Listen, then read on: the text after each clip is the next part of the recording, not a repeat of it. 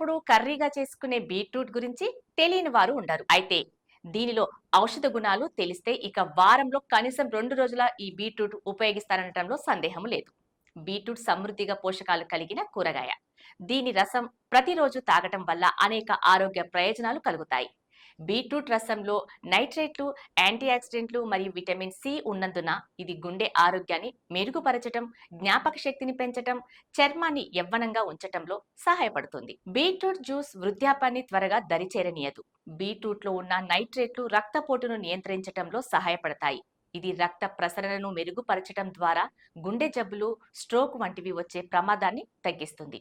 అలాగే మెదడుని ఆరోగ్యంగా ఉంచేందుకు సహాయపడుతుంది అనటంలో సందేహం లేదు.